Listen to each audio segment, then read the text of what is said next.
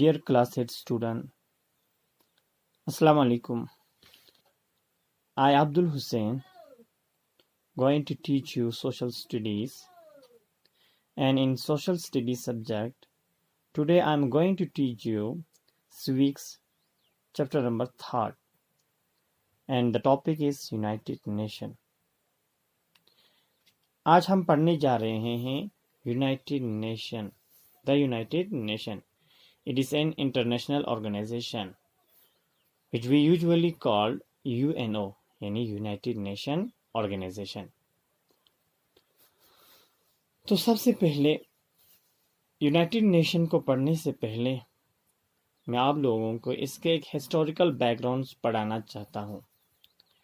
इस United Nation organisation का बनाने का क्या मकसद था और किस चीज़ को लेके इस यूनाइटेड नेशन को बनाने की ज़रूरत हुई। So it was the first world war fought between the years 1914-1918 caused massive death and destruction. पहला जंग अजीम था जो कि 1914 से लेके 1918 तक ये जंग लड़ते रहे और इसका कॉन्सिक्वेंस रहा कि इसमें बहुत सारे लोगों की डेथ हुई और लोगों की जो प्रॉपर्टी थी उसकी डिस्ट्रक्शन हुआ. So it made people realize that it was important to maintain peace. जब लोगों ने अपने जाने खोए, जब अपने यानी जो प्रॉपर्टी से उसका डिस्ट्रक्शन हुआ तो उनको एहसास हुआ, यानी पूरे वर्ल्ड के लोगों को ये एहसास हुआ कि वॉर से कुछ होने वाला नहीं है, यानी वॉर से कुछ मिलने वाला नहीं है. So they think about peace. As a consequence of this realization, a peacekeeping body called the League of Nations was formed in 1920. तो इसी वजह से एक peacekeeping body को बनाया गया जिसको कहते हैं League of Nations, यानी it was formed in 1920. जब लोगों ने एहसास जताया फर्स्ट वर्ल्ड वॉर के बाद कि वॉर से कुछ मिलने वाला नहीं है, a world war leads only to deaths and destruction. So they think about maintain of peace. That's why they frame it an organization called League of Nations in 1920. तो क्या ये लीग ऑफ नेशन यानी जिस मकसद को लेके league of nation को बनाया गया तो क्या ये अपने मिशन में कामयाब हुआ या नहीं? However, it failed to work and the Second World War broke out in 1939, which continued till 1945.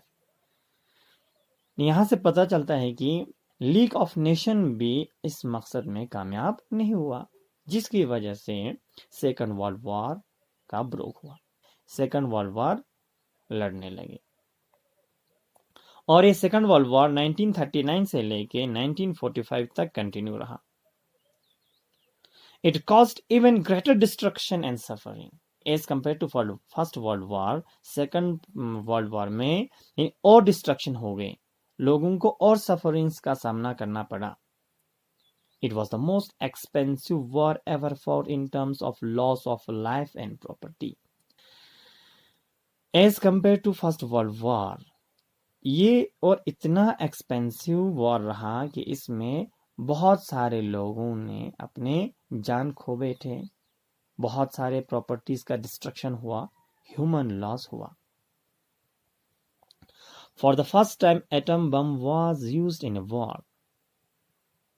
Okay, so it was the consequence of the second world war कि यानी पहली बार एटम बम का इस्तेमाल हुआ जंग में. People were mercilessly killed, deformed and disabled. It is difficult to estimate the immense loss suffered by the nation in this war.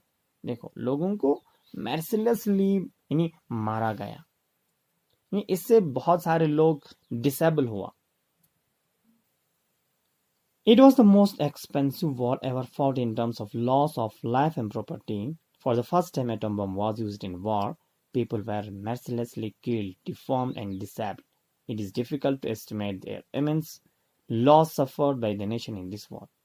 यानी अब इस वॉर से कितने लॉस हुआ, कितनी ह्यूमन लॉस हुआ, कितना प्रॉपर्टी डैमेज हुआ, यानी कितने डिस्ट्रक्शन लोगों को झेलने पड़े, इसका एस्टिमेट करना यानी it is impossible.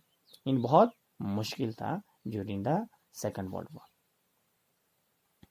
So these are the backgrounds that led to the establishment of United Nations organization. So the leaders of the world were worried that in the event of another war, the entire world would be wiped out. It was realized by all that no such war should occur in future. Hence, they began to think in terms of establishing an organization which might save the world from the destruction and horrors of war and promote international peace. यानी Hence they began to think in terms of establishing an organization. इसीलिए उन्होंने एक ऐसी organisation की establish करने के बारे में सोचा जो कि इस वर्ल्ड को और डिस्ट्रक्शंस और हॉरर्स ऑफ वॉर से बचा सके और पूरे इस वर्ल्ड में यानी पीस को प्रमोट कर सके। It was during the Second World War that President Roosevelt of America and Prime Minister Winston Churchill of Great Britain suggested the creation of an international organization to ensure peace in the world. देखो, in second world war के बाद America के president Roosevelt और great Britain के जो prime minister थे उस वक्त विंस्टन चर्चिल, तो इन दोनों ने सजेशन दिया कि एक ऐसी इंटरनेशनल ऑर्गेनाइजेशन की यानी एस्टैब्लिशमेंट करने के जो इस पूरे वर्ल्ड में पीस को मेंटेन कर सके। इन नवंबर 1943 the delegates of the USA, the erstwhile USSR, the Great Britain and China met in Moscow and emphasized the need for a world organization to maintain peace and security in the world.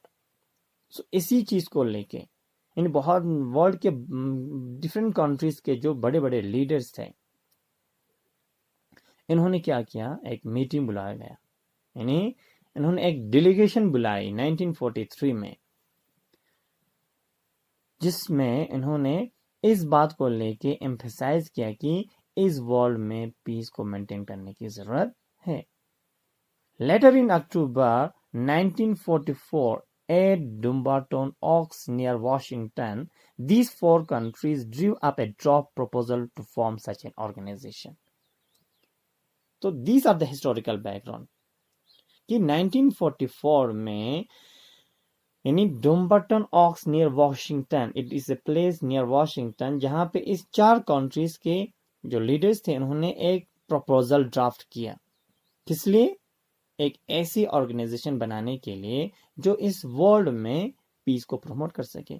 तो finally क्या हुआ, finally a conference of 50 nation was convened in April 1945 at San Francisco in the United State of America. देखो कि 50 nation यानी 50 countries के लोगों ने एक कॉन्फ्रेंस बुलाया गया 1945 सैन फ्रांसिस्को में, यानी it is a place in the United State of America. In this conference, the Charter of the United Nations was prepared. So 51 nations, including India, ratified the Charter. In India, including India, there was 51 countries which ratified the Charter of this UNO. It came into effect on October 24, 1945.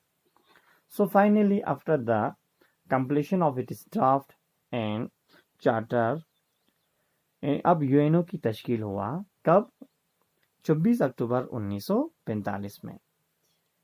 Since then, this day is observed every year as the United Nations Day. यानी तब से यानी अक्टूबर 24, 1945 से यानी आज भी 24 अक्टूबर जो है यूएनओ यूनाइटेड नेशन डे के नाम पे सेलिब्रेट करते हैं। The organization has its headquarters at New York. अब इस ऑर्गेनाइजेशन का जो हेडक्वार्टर है वो कहाँ पे है, वो न्यूयॉर्क में है। At present, it has 193 member countries, which includes almost all the independent countries of the world.